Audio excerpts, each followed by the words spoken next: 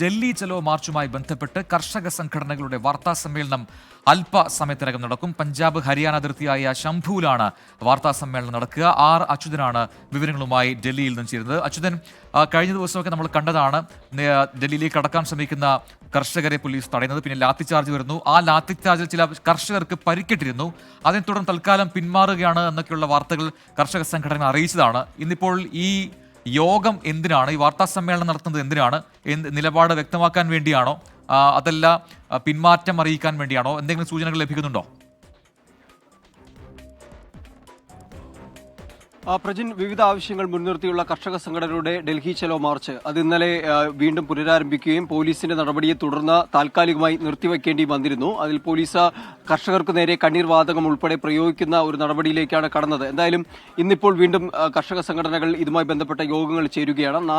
ഇന്ന് 4:30 ഒരു വാർത്താ സമ്മേളനവും വിളിച്ചു ചേർക്കുന്നുണ്ട്. അതിൽ പ്രധാനമായും എന്താണ് ഭാവി പ്രതിഷേധ പരിപാടികൾ എന്നതിനെ പറ്റിയുള്ള ഒരു വ്യക്തമായ ഒരു പ്രഖ്യാപനം അതിൽ കാണും എന്ന് തന്നെയാണ് പ്രതീക്ഷിക്കുന്നത്. കാരണം ഇന്നലെ കർഷകർക്ക് പരിക്കേറ്റ ഒരു സാഹചര്യത്തിലായിരുന്നു ഈ ദില്ലി ചലോ മാർച്ചിൽ നിന്നുള്ള താൽക്കാലികമായിട്ടുള്ള പിന്മാറ്റം.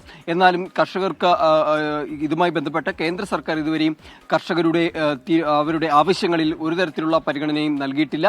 ആ ഒരു സാഹചര്യത്തിൽ പ്രതിഷേധം ശക്തമാക്കാനാണ് തീരുമാനിച്ചിരിക്കുന്നത്. അതുകൊണ്ട് തന്നെ ഇന്ന് വിവിധ കർഷക സംഘടനകൾ ഇതുമായി ബന്ധപ്പെട്ട എന്താണ് ഇനിയുള്ള തുടർന്നുള്ള നടപടികൾ എന്നത് സംബന്ധിച്ചുള്ള ഒരു യോഗം ചേർന്നിട്ടുണ്ട്.